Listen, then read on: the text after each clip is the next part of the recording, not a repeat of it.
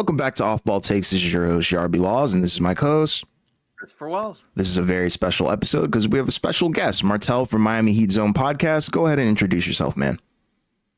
Guys, before we begin, make sure that you guys are liking, sharing, and commenting and subscribing on their channel. Forget me for a second. Make sure that you guys support them. They're always giving you guys fire content. They're always putting out great quality content, like our dad. So make sure before you guys come to my channel, make sure that you guys do what you're supposed to do on this platform first. But, thank you guys for having me.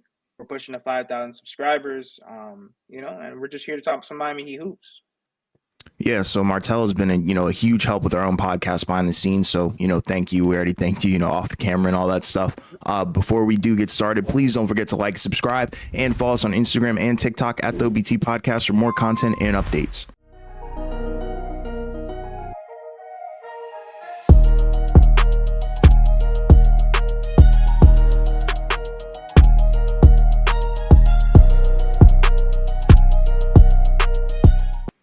Yeah, so we're still going through our normal offseason review for all these teams. And we're gonna do the Miami Heat, right? So obviously we brought, our special guest Martel from Miami Heat Zone podcast, right? Obviously. So Yes, sir. yeah, so I guess, from this perspective, we're gonna kind of let you, I guess kind of go through as a Miami Heat fan, right? Since you're kind of through the thick of it. And you follow this team pretty much every day, you can kind of start your thoughts on the offseason before we get into ours. So the biggest thing is that, people always tell me that we have 4 20-point per game scores. And it's true. Jimmy, Bam, Tyler, Terry. And I think that, once again, I'm not saying that the Miami Heat would have beaten the Boston Celtics. I just think it would have been a little bit more competitive, only because, you would have had playoff Jimmy potentially. And then also to Terry Rozier, Tyler Hero, Bam Adebayo, and then you can never really count on Eric Spoelstra. So just over this offseason, I know that there's a lot of Miami Heat fans that are upset because we're running it back.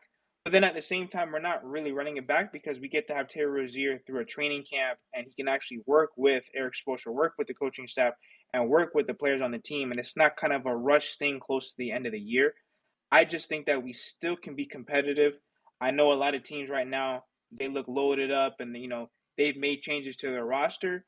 But in terms of Jimmy, Bam, Tyler, and Terry, that's where it starts with. And it starts with Eric Spoelstra trying to get this offense to work because we cannot score 85 points in 2024 with all this talent on our team.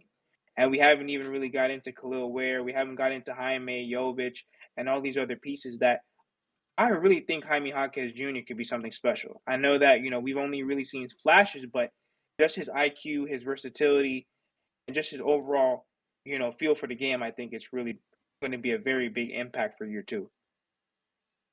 Yeah, I mean, I think you bring out some good points, right? In regards to if you want to be optimistic about the Miami Heat, even if you're not looking at them as likely to win the title, you can at least make the case of, hey, they did have a lot of injuries last season. They had, like you said, the big Rozier move at the deadline, and even he didn't even really play that much because he got hurt, and then obviously Tyler Hero also got hurt too. So you didn't really, like you mentioned, have a lot of games of those guys playing together, right? So they weren't able to build reps. I guess if you were to say give a letter grade, right, for the Heat offseason, right, as a Heat fan, what do you think you're leaning towards? It's probably going to be D only because we really didn't make any moves. I know that, that Andy Ellisberg was saying that Terry was our move, but technically it wasn't. That was last year's move. I know that they're going to try to, push it over to this year because we really haven't seen, what's going on. But like I said, I know that it doesn't look good, obviously, from the Miami Heat's perspective. But once again, Duncan Robinson, I think he's also changed his game a lot. Duncan Robinson is not really just a three-point shooter. He's putting the ball on the floor. He's taking people off the dribble, which is huge.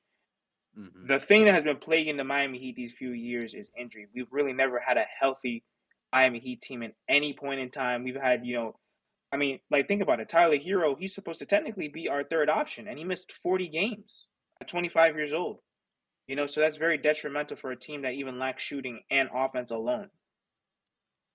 Yeah, I mean, I think it's kind of funny because, we were, we kind of obviously have been going through it, in terms of kind of figure out a grade for this team. And honestly, you were actually a little bit more down on it than us because, I had it as, a C plus, if anything, because I think the Khalil Ware pick, even though it wasn't who we had going there at our mock drafts, right, it's a good pick because he is a guy that, has a lot of skill sets, as a big man. Obviously, the questions for him coming into the league was about his motor, his work ethic, but, the Heat is a really good situation where they're going to be able to figure out how to get the best out of him, and he's going to have to kind of be forced to, pick that up, right? So obviously it could go kind of either way, where it could be really good for him or it could be really bad for him. But, I think if you look at it from an optimistic perspective, right, they've done a pretty good job at being able to kind of bringing in guys and, kind of being able to find ways to develop, some of these players, right? So I think you can be optimistic about that. Maybe he could be a future piece next to Bam, maybe, right? He could be, either a 4 or a 5, and they can kind of be interchangeable. Obviously, Bam's a much more switchable defender, obviously a much better defender. But, like you said, it's kind of hard to really give him a great grade because outside of that, they didn't really do anything else. Like you said, most of it is running the same roster back from last year, right? That was the 8th seed, but you're kind of banking on maybe a little bit better luck in terms of health, even though, some of the guys that got hurt, seem to kind of have a pattern of getting consistently hurt. But it is kind of funny, though, because I think, from that perspective, maybe there's some reason to be a little bit more optimistic, but I think it's still going to be really tough, to be able to truly challenge the teams at the top because they also got better as well, and their starting points were a little bit better too.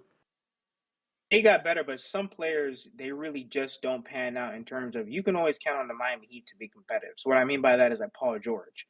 When you see all these, super teams, swapping jerseys, through Instagram and through ESPN, it does look good. You're right. Mhm.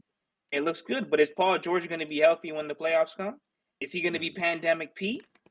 Is Joel Embiid going to be available, or is he going to continue to eat Chick-fil-A throughout the whole regular season and then get hurt?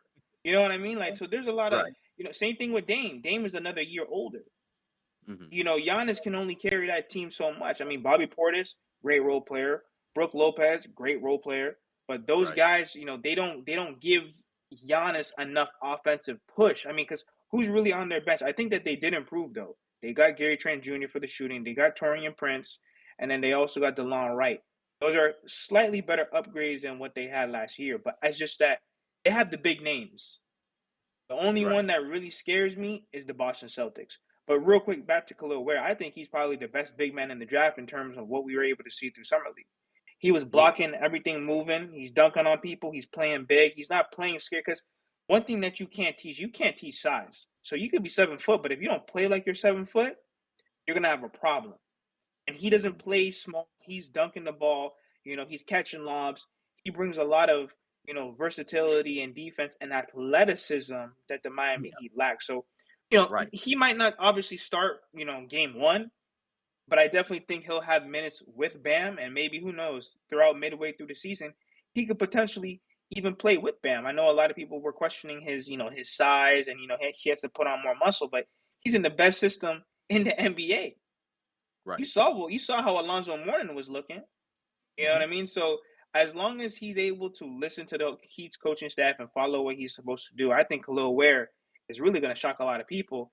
And who knows, he could be another steal like Jaime Jaquez Jr. Yeah. And oddly enough, that's literally why I'm a little bit higher than both of you guys on the offseason. I'm super high on Khalil Ware at this point. Like you said, through the summer league, we saw, some amazing stuff from him. And I think he has what it takes to be, the skilled defensive big man that you should be pairing Bam Adebayo with. And that's why my grade is a B minus, because I'm, like I said, so high on that pick.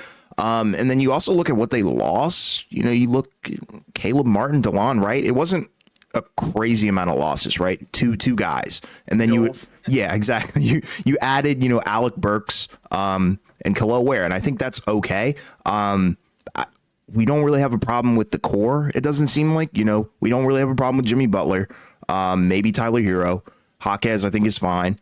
Khalil Ware, I think is going to be good. It's just kind of like the other guys. What does the supporting cast look like? That's kind of the only thing that's a little bit scary. And I think the Jimmy Butler situation is also a little scary as well, because next summer, I think he can enter free agency. So what does that look Well, I'm like? gonna tell you this. What's up? Yeah. Well, I'm gonna tell you this. If we're mediocre midway through the season, you have to trade him. Yeah. I was going to ask you. Because think about it. Think about it. Hmm. If Pat don't want to give him the money now, why would he give him the money later? Right. However, Jimmy Butler's gonna have to play his ass off. And Brian Windhorst said the same thing today. he's going to have to play his ass off this season. Yeah. Because he cannot have 2 back-to-back bad seasons and expect to get a payday. Can you still get paid even though you're terrible? Yes, because Paul George, he got $200 million, and what has he done? Absolutely nothing. True. But Jimmy Butler, in the back of his mind, he still has to say, okay, well, he has to at least go out there and play. And I always tell people, I don't need Jimmy Butler to play 82 games. I need a competitive 65 games. There's a lot of games where he's trolling, he's passive, only 8 shots. It looks like he doesn't even want to be there. And it's absolutely disrespectful and unrealistic when you think about it. Our best player has to be there. Giannis cannot take the night off. Luka cannot take the night off. Jokic, he cannot take the night off in terms of where they're just out there, but they're really not out there. And then they're picking and choosing when they want to play and missing the 3rd game of the regular season. All that type of foolishness. So we go as far as Jimmy Butler takes us. Yeah, I mean, I think that makes total sense. We've kind of already hinted at the fact that he's a little unserious at times, especially during the regular season. And I think that kind of goes to like one of my next points is like, you guys need to avoid the play-in, I think, at all costs if you want to look at this season as a success, because I think with the play-in, it just causes too many issues for the Heat. I think, there's potential for injury. There's potential to just get burnt out and tired really quickly. I think, you guys need to be above that. I don't know how realistic that's going to be, considering I think the East got, a little bit better in terms of, the teams like New York. And you already talked about Boston and Philly, but, I think the problem is going to be the regular season and the potential play-in. But overall, I do like what the Heat did in that sense, but I just don't know if it's enough to get to the finals. I don't know.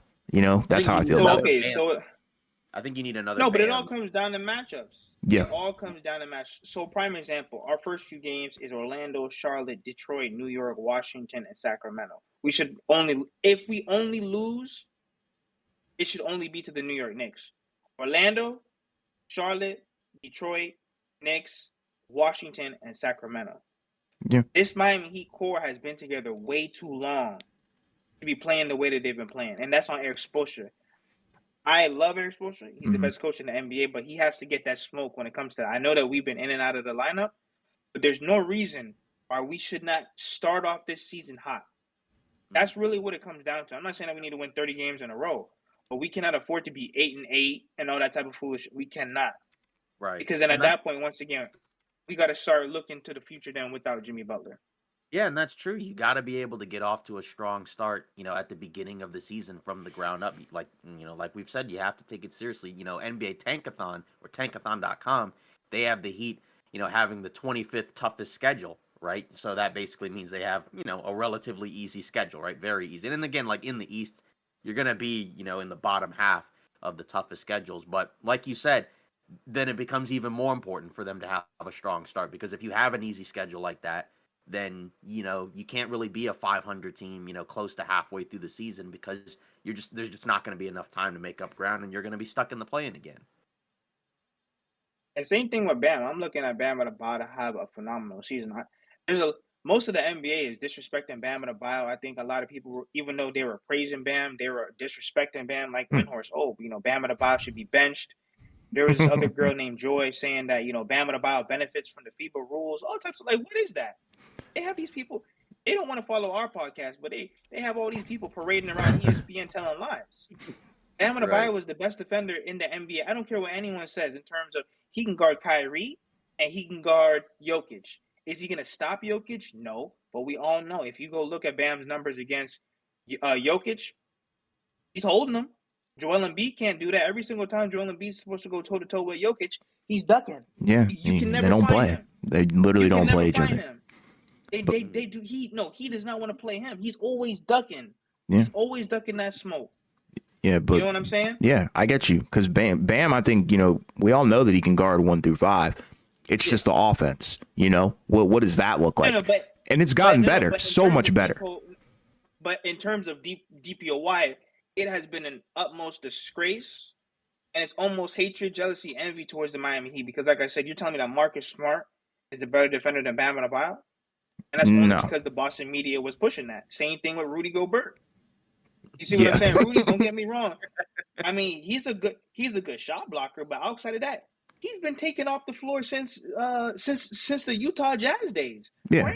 France just took him off the court too. Yeah, you're right. Look at what Bam did against And he's Wemby winning too. 1, 2, 3, 4, 5 DPOYs. Yeah. Yeah. I mean, I think with Gobert, he's more of like a system defender, but Bam is just like a freak, like in terms of what he can do defensively. Because 1 through 5, bro. And if you imagine Bam at the 4, I think that opens up so many possibilities. You know what I mean? With next to a competent big, because we've seen him play at the 4 with Kevin Love, and when that happens, you bring Bam out. There's no rim protection, but now you have Kelly Ware. Yeah. Bam next. And it's not just Bam and Kevin Love, but it might be like Bam, Love, Duncan Robinson, Tyler Hero. Like, it's just, it's not a great combination of guys, right? Obviously, you're not going to get what you got with Team USA, but Kalaware, that's a good start. And like you mentioned, Martel, right, the athleticism factor is key too, right? Because it's not a super athletic roster, but if you can add just a few more athletes at certain positions, especially at that big spot outside of Bam, right, like that's really helpful because that's what's going to help get you through an 82-game season as opposed to kind of relying on guys where their athletic floor is just a little bit too low. And then when, everybody kind of has to raise their levels up, it's a little bit of a struggle for some of those guys to reach that. So I have a question for you. I was gonna have a hard time like with the rotation, but go ahead. What were your guys' expectations like for the offseason? Because I feel like their hands were kind of tied. I didn't think there was a lot of leeway for you guys to do anything. And you guys can take the question as you wish. Yeah. Well, to be honest, like it's like what you said. Like our hands were tied because think about it. A lot of people say that oh well, Mickey's cheap. He's not cheap. We're paying the wrong combination of guys. We're paying Terry over 20 mil, Tyler over 20 mil, Jimmy, Bam, Duncan. So you're paying 5 guys 20 mil or more. So we are very top heavy.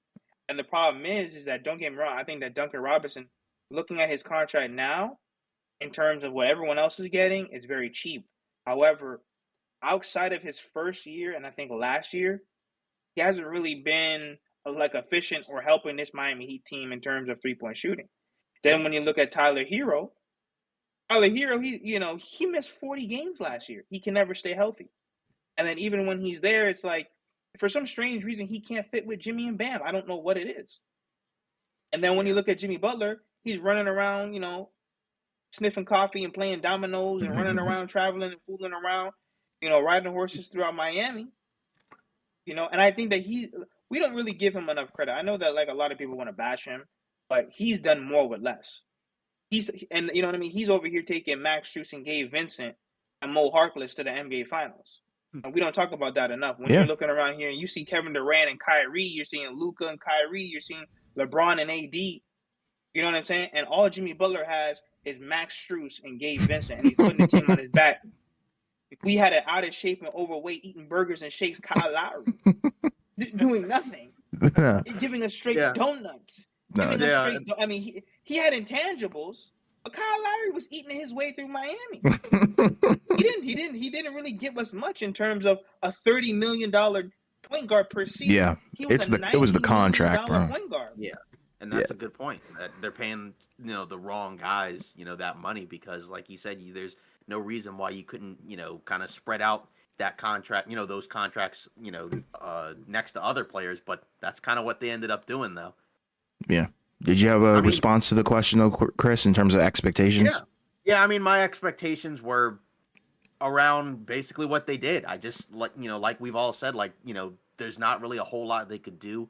We thought that they, had the opportunity to get Lillard last year, and then they didn't, right? And then after that, it was kind of, different plans, right? Like plan B, plan C, plan Z, whatever you want to call it. But, my expectations weren't super high for what they were really going to be able to do because, you looked at free agency, nobody was really there, right? When you looked at, who was going to be on the trading block, it just never really seemed like, the Heat could realistically get some of those guys, right? Depending on who was even realistically available, right? Like, Brandon Ingram, Lauri Markkanen, Zach LaVine, right? Like it just, none of those teams are trading those guys right now, but it also seems like, at least with some of them, people just don't want to give up a lot for those players anyways, which, sparks another conversation. But, that's why, like I said, like the C+, I didn't want to be super harsh because I do, like you said, really like the Kalaware pick, but everything else is kind of just mediocre, I guess. So, but like I said, it's about in line with what I kind of expected. Right.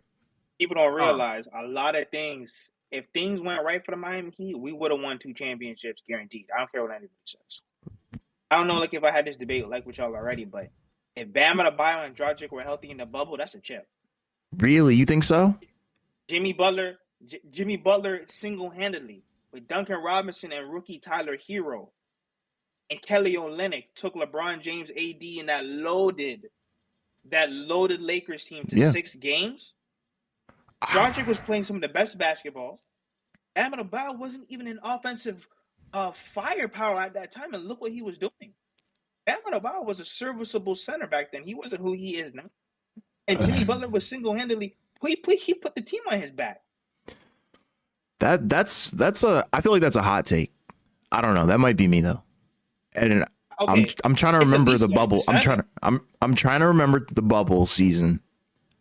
Like Jimmy was phenomenal, but right. I don't see them beating Bron and AD. And like you said, that amazing supporting. I just don't see it, even if those guys are healthy or not. I feel like Bam just wasn't that guy offensively yet. I just think you have to give him a chance, though. Yeah. I would say if they're healthy, it probably does go to 7, but I don't think they come out on top. There's just not enough experience on that roster. Tyler Hero being a rookie too, a little bit too much. But I mean, not a horrible take, but a little bit hot if you ask me. Right. I think. Hey, go ahead. Yeah, and I think that's kind of the tough part when it's such a tall task, to kind of try to, like, Yarby and you mentioned, like, it's just, you have LeBron and AD and other players on the other side. And, as a Laker fan, I think that, that supporting cast, the role players they had were a little bit better, than people tended to give them credit for. Obviously, they're not maybe necessarily on par, as some other guys, but those guys weren't bums. Again, obviously, some of them, kind of came around during the playoffs. But I just think, when you look at being able to win a championship and you have 2 teams, you look at the best players on one team and then the best players on the other. And that's just kind of the tough part, right? When you watch Boston and Dallas, like obviously you have Luka and Kyrie, right? They're 2 of the 4 best players on the floor. But then, if Jaylen Brown and, and Jason Tatum and, Derek White, and others are going to play around that same tier, then it's going to be very hard to win. Yeah, but we also don't talk about how the NBA is still punishing the Miami Heat for the big 3 that they had. And you guys might say, well, how? You're telling me that when Damian Lillard says he wants to go to the Miami Heat, why is he getting a letter in the mail saying that he can't say Miami only? When Kevin Durant and James Harden flew all the way to China, he flew all the way to China to disrespect the 76ers or the 76ers organization. They should have banned him from the NBA for that alone. He flew all the way to China to talk about Daryl Morey.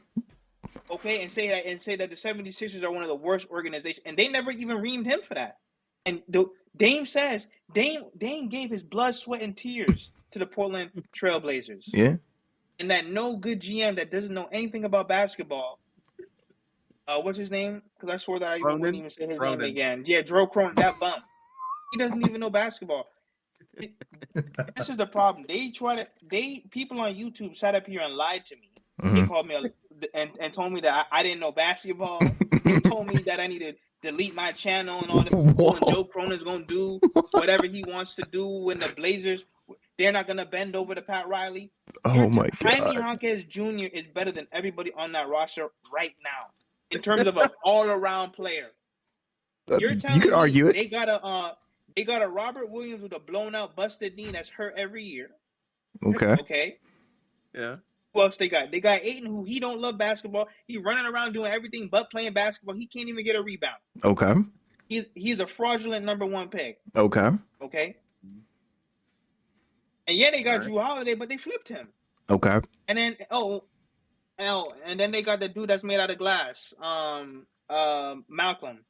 Brogdon's a wizard now. Yeah, he flipped him to Washington. He's made out of glass. So when you really look around and see and look at what they got, what did they really get?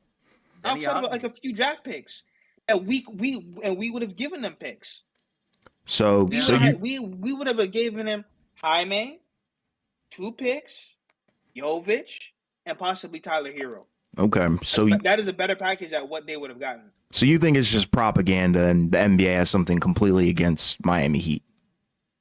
Once again, everybody in the NBA can dictate where they want to go and when they want to go and how they want to go. Correct? I think most stars have the ability. You saw the collusion with Paul George and Embiid.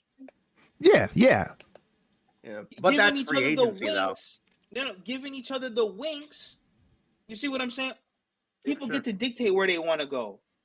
There's politicking. James Harden cried the whole offseason, I want to go to the Clippers. And where did he end up? Where did he end Clippers. up? The Clippers. And he flew all the way to China to cry about it. So all Dame says, yo, listen, because Joe Cronin promised him, listen, we're going to build the team around you.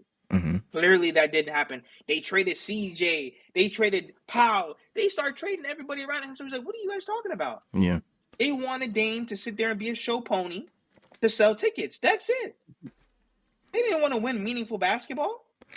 Yeah, I mean, the reality is that different teams do have, kind of different objectives when it comes to, how they kind of want to run their team. Because, there are some, guys when they run or people when they run their teams where their kind of number one goal is to win. But then there's others where that's not really their number one goal. But, the issue is, I guess, with Drew Holiday, they were able to kind of flip him, from Portland, I guess, to Boston. And I guess, with Tyler Hero, it seems like I don't necessarily know if it doesn't seem like he's as desirable of a player around the league as. But even Jaime and Jovic, though, you saw what he did in the playoffs versus Boston by themselves. So no Duncan Robinson, no Jimmy Butler, no Terry Rozier. So do you think the Miami Heat would have had a better package than Milwaukee at the time? Players. Listen, like in terms of assets, assets, Robert Williams' knee, assets and players. Robert Williams' knee is blown out. Yeah, Brogdon's made out of glass. Yeah, but in a way that also kind of helps. I guess that kind of also helps Portland continue to tank. With those guys, but I don't know. Like you saw what Jaime did to Bron this year? That turnaround shot. Yeah, who's doing that? I mean, it's tough. I think it's tough because the main thing is we didn't really expect him to get traded to Milwaukee. I think was the first thing. It came out of left field, bro. Yeah, that came out of left field because initially the teams that were mentioned, I think what was it? It was obviously Miami, and then I think what was it? It was like Brooklyn and Toronto or something like that. But we thought it was gonna be Miami, but So if we get Dame, it's a parade down Biscayne Boulevard. If we get once again, Dame and Bam, they have a great relationship. It would have been possible. A great relationship. Yeah, but we're having a parade.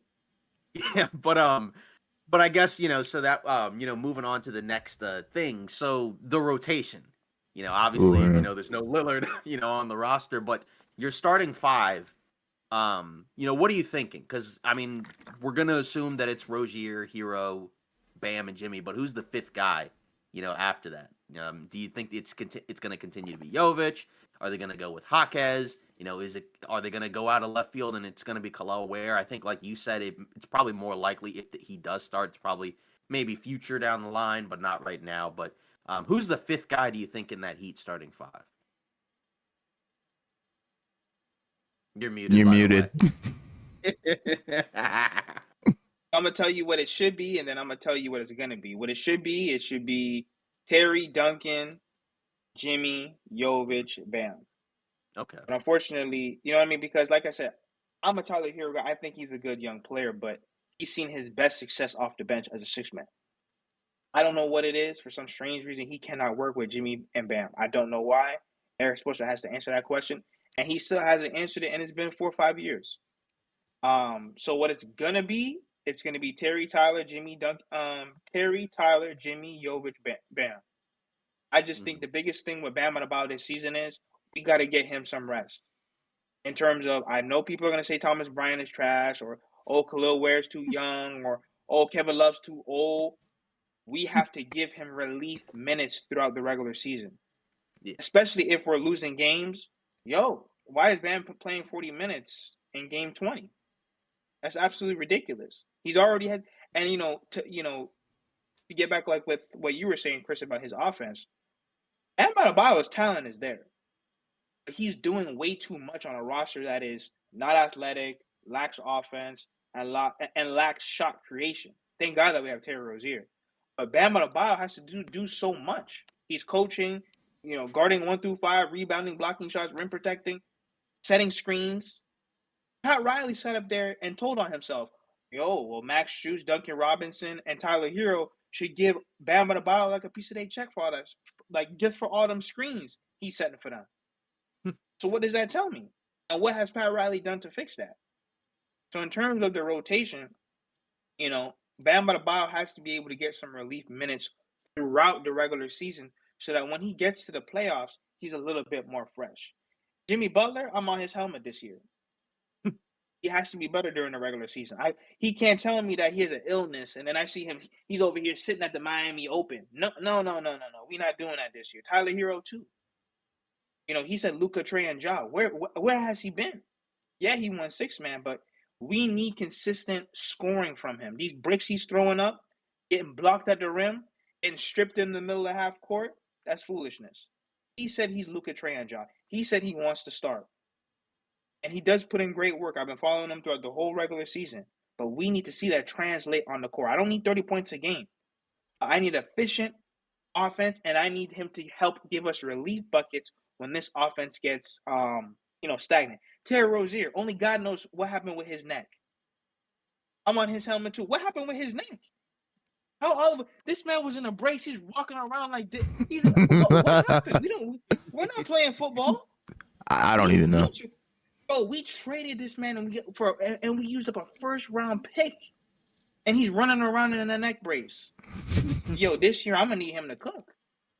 I don't want timid Terry. I want scary Terry this season because the Miami Heat are gonna need every minute of that. We're gonna need Terry Rozier to average 20. I feel like he's the X factor, if you want me to be honest. No, he really is. Yeah. He really is the X factor because we have a point guard that's what Kyle Lowry should have been. Scoring point guard to get guys involved, help with relief buckets, not to sit on the bench and eat KFC. Yeah, and he's not going to get punked on defense either. He's serviceable, not elite, serviceable. But he's not next to Bam. Exactly. So. He's not going to get punked, which is a good thing. Right, and that's the good point about Lowry. Because with the scoring, punch, because you have guys like Bam and Jimmy that are really good facilitators and passers and playmakers. You don't necessarily have to have a traditional, passing, pass first point guard, right? Like you can get away with, a guy that's a little bit more score first just because of the fact that you already have, some of the playmaking at the other spots. Yeah. 100%. Yeah, but I also want to see the ball in Jovic's hand a little bit more because when you look at his overseas tape, he was a point guard. And I know that, he told the Miami Heat coaching staff, like, listen, I'm not a big, but unfortunately you are on the Miami Heat. I mean, he is, almost 7 feet tall. So I want to see them put the ball in his hands a little bit more and try to create a little bit more because, the facilitating and the playmaking is definitely there. Mm-hmm. But if he really can't get it going this year, I'm going to need my mans out of here. Yeah, this is really one of them. I mean, it is year 3, I guess, right? So, 3? I mean, yeah. So, I mean, he's kind of at a point where, after this season, right, he'd be up for possibly an extension. And, of course, that all depends on how well he actually plays, right? So it's kind of a, prove-it year for him, right? Because, like you said, if he doesn't play that well and it just looks like he's kind of doomed and destined to kind of just be, more like a bench guy, right, then, obviously, not that you have to ship him out, but, then it's like, well, maybe he's not quite as quote-unquote untouchable or as part of the future core as we thought, right? Maybe, we're going to be a little bit more comfortable moving on from him. Yeah. But same thing with Kashad Johnson. Bro, have you guys seen Kashad Johnson from Arizona? Yeah. 6'6", 225. Yeah. I think that he's definitely going to be that Caleb Martin replacement. Okay. Yeah. That makes sense. So, yeah. So, kind of now to, kind of get towards the end of the Heat, off-season look. So, we don't do betting, right? We don't do that. But obviously, we use the over-unders, right? To kind of give us a sense, of what the bettors think of, this team. So for the Miami Heat, their over-under is 44.5, right? So, obviously, last season they were 46-36, right? So I guess that basically means that they think that they're going to be around the same as they were last year, right? Just with a couple, I guess maybe 1 or 2 less wins. So what do you think, Martel, right? So for the roster, what is your expectation? Do you see them probably clearing that and going over, or do you think it's more likely that they're under? I think we could win 50 games. I don't see why not. Especially like when you're in an Eastern Conference where you have the Wizards, the Charlotte Hornets. You know, I mean, we gotta look. I mean, come on, like we gotta win some games here. You know what I mean? How are we gonna sit around here and have a roster? Like I said, you have 4 guys making over $20 million. We got to figure this out. You see what I'm saying? There is no reason why we have Jimmy Bam, Tyler, and Terry, and we're in the plan. Scrap I the mean, team then. Scrap the team then. You see what I'm yeah, saying? Why do we have all these guys on the roster then? yeah, I feel like probably over, but I don't necessarily know if they can get to 50. Just because because again, like you said, to be fair, even though the bottom of the East, now the Nets are going to be worse than they were last year. I guess the Bulls will definitely be worse than they were last year, right? The Hawks maybe a little bit better, but probably not by a ton. And then, Hornets, okay, they'll probably be better, but they're still not going to be great. And then the Wizards are going to be, still bad. And the Pistons will be better, but still bad. But then, that means, 50 wins. Like last season, only 2 teams in the East won 50 or more games. That was the Knicks and the Celtics. So, that means that if they're going to win 50 games, you're basically saying that they're going to be, I guess, a top 3 seed, right? I think we could be top 5. Listen, I think we're going to be better than what a lot of people think we are going to be. Okay. Because, like I said, I know that we're kind of talking about the same crew here, but Duncan Robinson, I think he had probably his best season last year, but then he got hurt. Jaime Jaquez Jr., look at what he was doing. Turnaround shots on LeBron James, dunking the ball, a 30-piece versus the Philadelphia 76ers on Christmas. Like, he had he had a lot of big moments. So, like, in terms of the overall talent of this roster, you think I believe in Donovan Mitchell and the Cleveland Cavaliers when Jared Allen is talking about the lights is too bright in the playoffs? Nope. I'm not high on Cleveland at all. Mobley? No, right. No. You think I believe in Mobley? No. Mobley Oldley? Oh, no. Regular season, yeah, but playoffs, absolutely not. Right. Yeah. That's the issue, is that I think the Cavs can still win a decent number of regular season games, and that's going to be, for the Heat, if they want to be, one of those contenders, they're going to have to win somewhere probably around 50 or more. But you know why they're going to win all them regular season games, and it's going to end up hurting them in the end? Because Donovan Mitchell's going to be dropping 40 and 50, and then guess what? He's going to be complaining for his knee because he was carrying them the whole regular season. Mm-hmm. You think I believe in Max Strus? No. Not in that system. No. Not in that system. No. Yeah, and this kind of leads me to, kind of an interesting question, because I thought about it over, the last, few days or so. So, if you look at the Eastern Conference, right, and you kind of see, the top, 7, 8 teams, right? So the Sixers, right, if we're assuming that they're going to move out of the play-in, right, because if Embiid is healthy, then they should win more games. And even if he gets hurt, you added more guys. So you should have enough that even if unless he misses like for more than half of the season, you should still probably be, somewhere around 50 games or so, right? So assuming they move out of the play-in, right, that means that one of these other teams, right, is going to move into the play-in, right? And I don't think it'll be, Boston or the Knicks. I think the Bucks with Giannis, the floor is a little bit too high. So that kind of almost leaves, the Cavs, Orlando, and Indiana, right? So one of those 3 teams is probably going to fall into the play-in unless somebody else, right, gets hurt. So which team do you think that's probably going to be? I like Orlando. They're pretty solid. Pablo and them boys, they're not playing. They got what's his name? KCP. Yeah. Yes, they got KCP, which they're gonna have a very dangerous defense. And as you can see, Pablo is a very good young leader. And like I said, those dudes in Orlando, they don't want to be known as the old Orlando Magic anymore. In terms of where they're not going to be competitive at all. You know what I'm saying? I don't believe in the Cleveland Cavaliers. I like the Indiana Pacers, but Siakam ain't gonna get it done with Halliburton. They're not gonna get it done. The only reason why they were even able to make it to the Eastern Conference Finals is because everybody was hurt. Giannis and Dame didn't even play like that. They didn't even play together like that. You see what I'm saying? So if this was a whole healthy playoff, Halliburton, he's not making it to no ECF. So you think the Pacers probably fall down into the 7-8 spot? But the thing is, they're a good regular season team. That's the problem. The Miami Heat, they're a terrible regular season team. They're a good playoff team, but that's the thing. There's a lot of teams like the Pacers, the Cleveland Cavaliers, the Orlando Magic. They try during the regular season. I think that's really what's the biggest key for the Miami Heat coming up right now. They got to try in the regular season. They got to take the regular season seriously.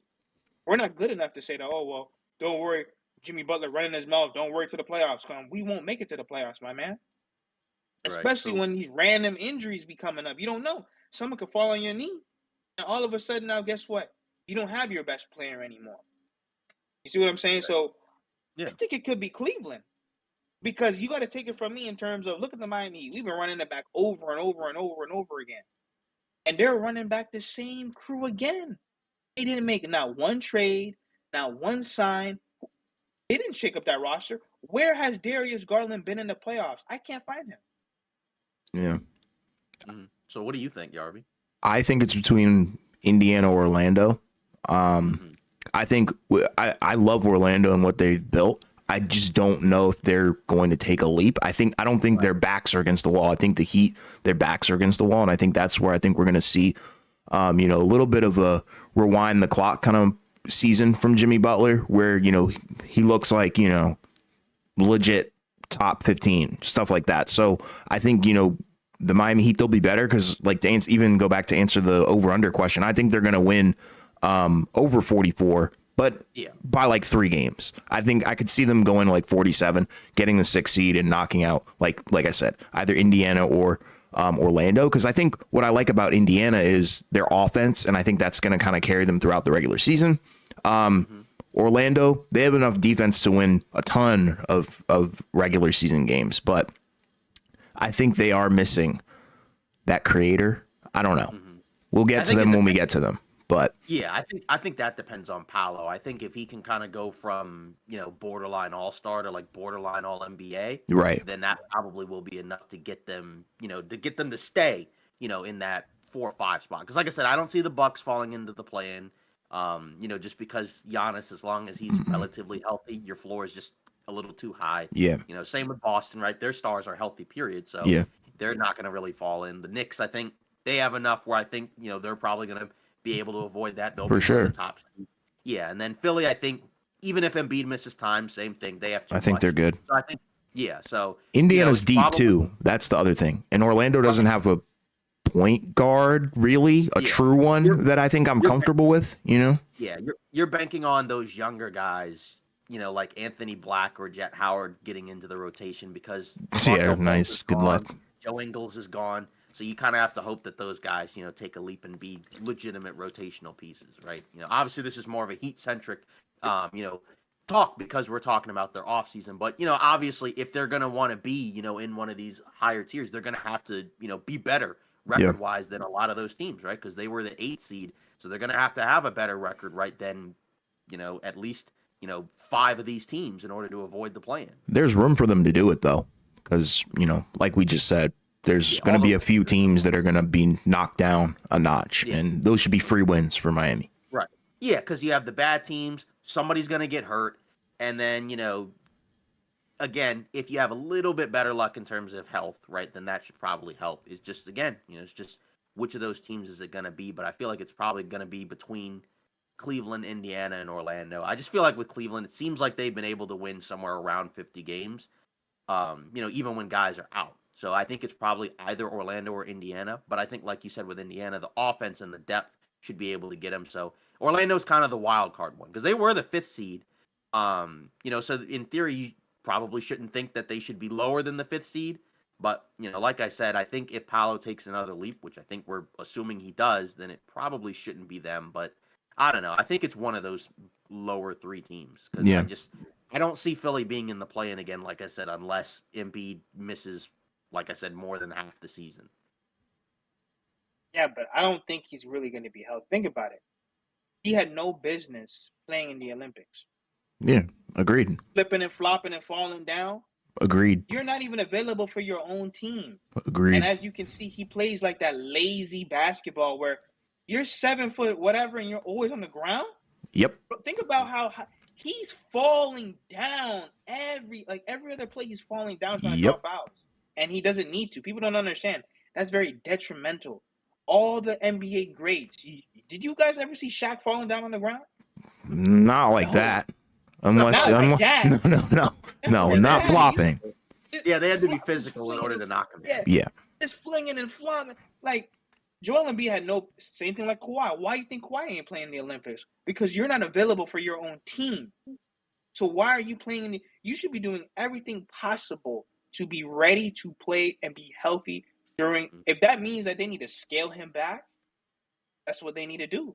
Yeah, I want to see some healthy hoops. And that's been my gripe with him. Like, availability is your best ability. Like, everybody knows that. If no matter what level of basketball that you're at, if you're not available, you are doing a disservice to your entire team, organization, all that stuff.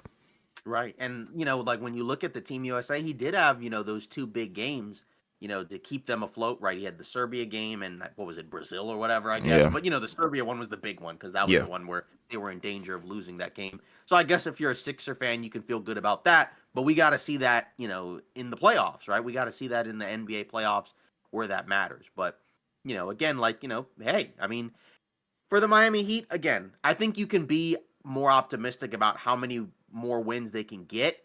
I think they'll have a better record. I just don't necessarily know if it'll be, by a significant amount, but it may not necessarily have to be because, again, if you look at the East, right, it's different than the West, right, because you don't have as many 50-plus win teams, but where it is similar is you still have teams where they're a game or 2 apart. So that's where, like you said, getting off to a good start is going to matter because you're going to have a stretch, where you're going to lose a few games, and it won't hurt as bad if you have those other wins, banked in.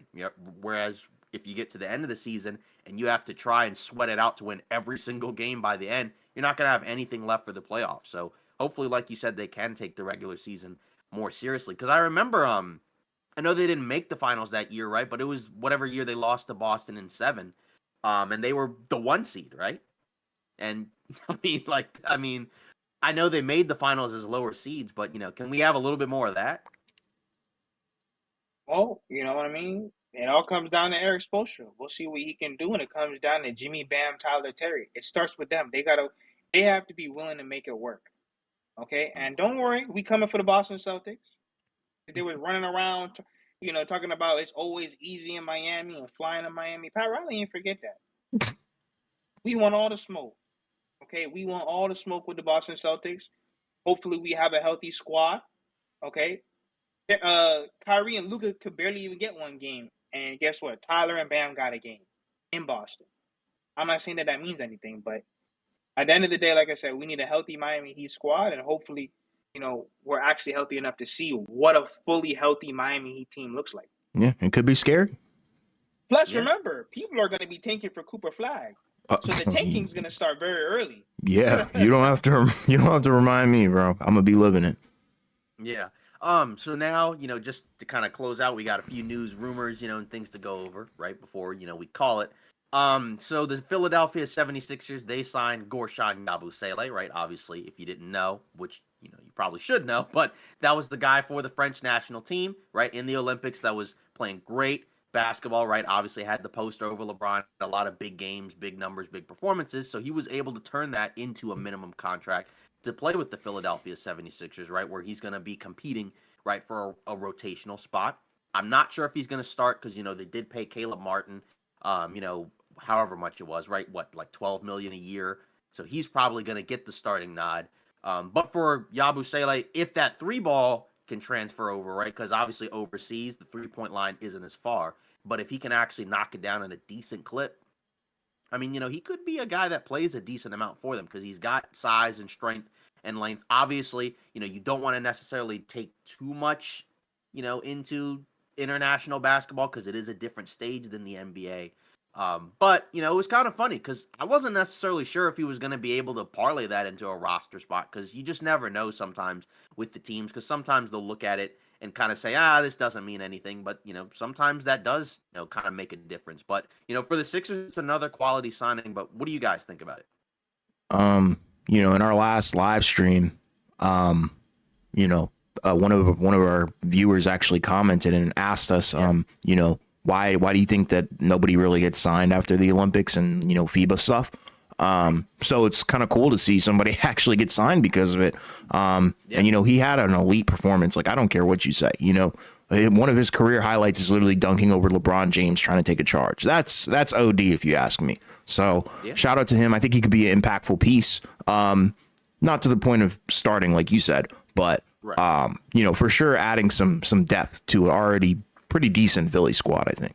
Yeah. Don't expect the numbers that he put up in the Olympics. Yeah, no. Yeah, no.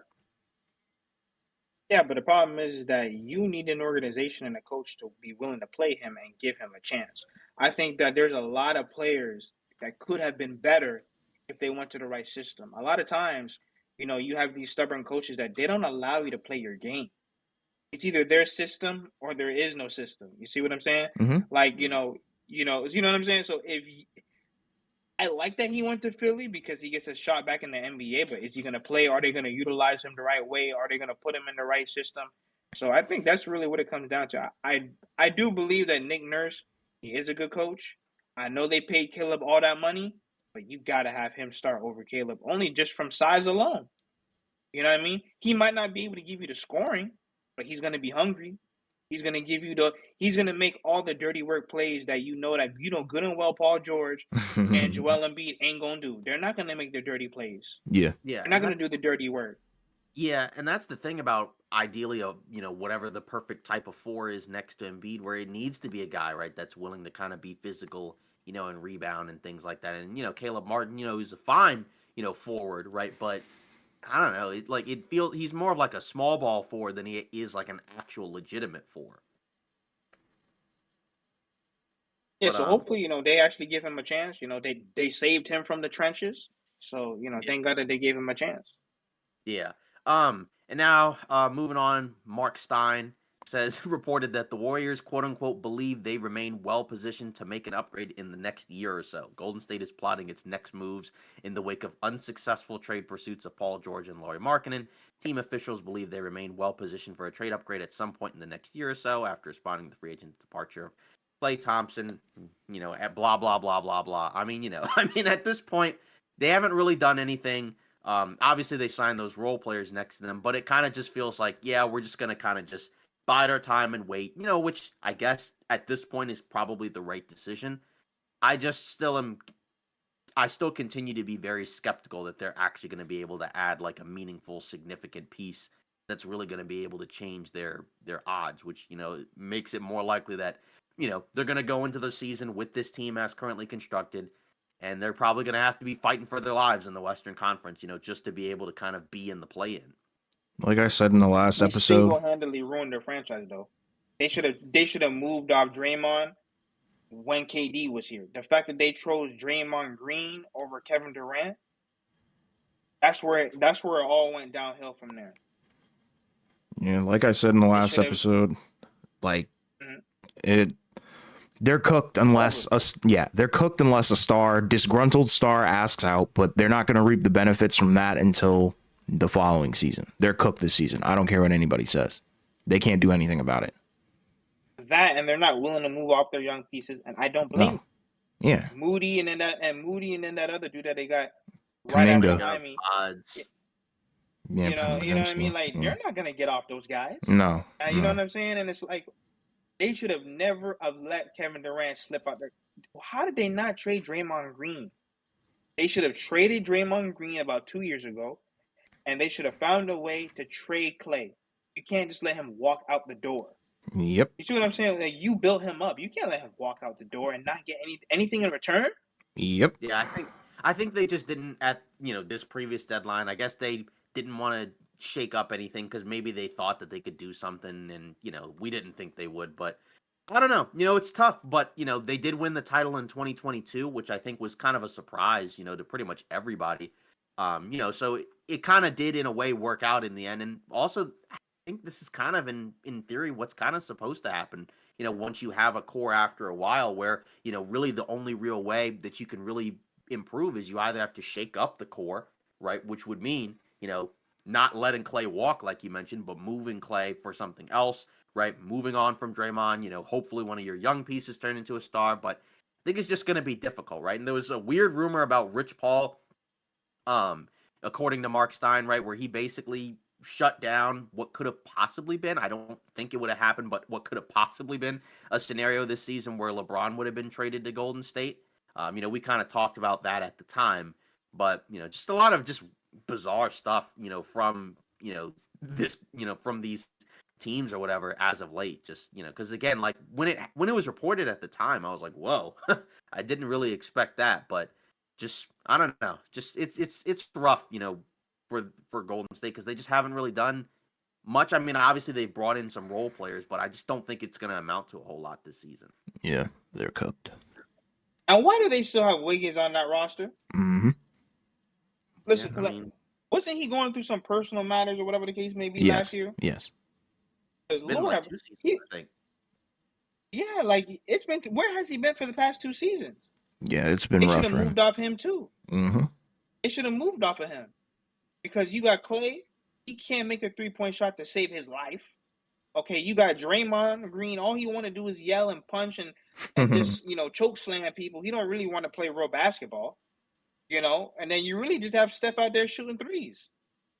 And then you have Steve Kerr. He's sitting up there like he a good coach, and all he did was ride off the coattails of Mark Jackson. That's Mark Jackson's team. Mark Jackson built that team from the ground up from when Clay and Steph were pups. Yeah. And then, last but not least, probably the least exciting one of them all, right? The Clippers are preparing for PJ Tucker to play after opting into the contract. Yeah, so, I'm not even addressing that one, bro. Y'all got it. So, the Clippers, they tried to move on from PJ Tucker, but, obviously he's 39 years old, making $11.5 million this season. And obviously I don't think they're going to buy him out or waive him. So they're probably kind of stuck with him. And it's kind of interesting, right? Because he's been clearly a very unhappy fellow since he's been moved to the Clippers. And, that's just kind of another weird layer for the Clippers this season, which obviously we'll get to them later in the offseason. But, yeah. You gotta explain to me why they signed back Kawhi. Why they gave him an extension? I mean, why? I think at the time, I guess that was when the Clippers were playing really, really well. And just, what a difference like just a few months makes, right? Because I know going into the season, we were not super high on the Clippers. I think you, Yarby, were a little bit higher, but I don't think either of us expected them to be, like a true contender. Then, we liked what they did with the Harden trade, even though we liked it for Philly more, but we still liked it for the Clippers. Then they played great. Then all of a sudden, post, All-Star break, they just kind of just forgot how to play basketball. And then it just kind of just, it carried into the playoffs. And now I don't think anybody is, even really cares about the Clippers going into the season at this point. Yeah. Steve Ballmer has plundered that franchise into absolute disgust. Yeah. All he had to do was trade. I would have traded Paul George and Kawhi immediately. You're telling me that these buffoons was collecting hundreds of millions of dollars running around. You have Kawhi in the skybox. He's not even with the team. Yeah, that was crazy. Skybox eating popcorn. Yeah, that was OD. That was crazy. He's in the skybox. It's crazy, bro. He's in the suite. They're cursed, bro. Yeah. And then you got Pandemic Pete talking about, I was dealing with some mental stuff. You got people working triple overtime. Shut up. You got people working triple overtime. And he's, I was in the bubble. You guys were in a 5-star resort. So you have Pandemic Pete, okay? You have Kawhi. That's his knees are made out of glass, okay? And he's never available. I would have traded both of them, and I would have got 6 first-round picks for that package. 6? Okay. I mean, absolutely. Yeah, I mean, we talked about it. Then don't let me get started. Don't even let me get started on James Harden. Oh, Lord. Yeah, I mean, we talked about it last summer, right, going into this previous season where we kind of, we're talking about, well, what if this just doesn't work out? Is there a world where maybe they kind of move on from Kawhi and Paul George, but they ended up extending Kawhi, and then they just let Paul George walk, right? I think if they had the previous CBA, they probably would have just brought him back. But, I don't really think there would have been much reason to feel confident about it. But now it's like you lost Paul George for nothing. And Kawhi, I think at this point, if you even trade him, you're not going to get back what you would have gotten if you had traded him, like say when he was traded from the Spurs to the Raptors. You're not getting that type of package for Kawhi at this point because, like you said, he's not available consistently anymore. He's an older guy. He's not making as much money as he could be, but he's still going to be making a lot. And it's a huge gamble at this point. So, the thing that's unfortunate is that they probably wouldn't have been able to get a ton, but it still probably would have been better than this. Yeah, agreed. They should have traded him 2 years ago. This should have been the plan. They should have traded Kawhi. They should have traded Paul George. They should have traded Westbrook and Harden. Okay, now you're in tank mode. And guess who's coming to me now? Cooper Flag. I'm going into my new arena now with Cooper Flag. That's what they should have done. Yeah, it's just tough for the Clippers because they don't even have their own picks. So, maybe you can get some other picks. But, then if you have Kawhi, right, then those picks aren't going to be all that great. So they're in like a really tough spot anyway. So I don't know. But I mean, I guess if I'm a Clipper fan, am I really that excited about this team going into the season? I would say, probably not. No, I mean, I'm a Clipper fan that's subscribed to our channel. So, maybe, he comments at some point, Xander Caden lets us know what he thinks, but, it didn't, he was begging for Paul George to leave the team. I remember when we did the free agency live streams, he was waiting for the, Paul George to sign with Philly notification. Yeah. And he didn't even want Harden. Right. Like, he doesn't want anything. For sale. Buy one, get one free. Take Kawhi and take Paul George with him too. No, What they did to that franchise was absolutely disgusting. Yeah, I mean, what a way to end this. But that pretty much concludes today's episode of the Off Ball Takes podcast. Again, we appreciate Martell of the Miami Heat Zone podcast, for hopping on and doing this with us. Again, let them know where people can find you. That way people can like and subscribe to your channel. Miami Heat Zone on YouTube. We're pushing the 5K. Make sure that you guys hit that subscribe button. Make sure that you guys show your host some love. Get them to 1,000 subscribers, and let's go Heat. Yeah, exactly. So again, continue to like, comment, and subscribe on our channel. We appreciate all the support, and we'll see you next episode.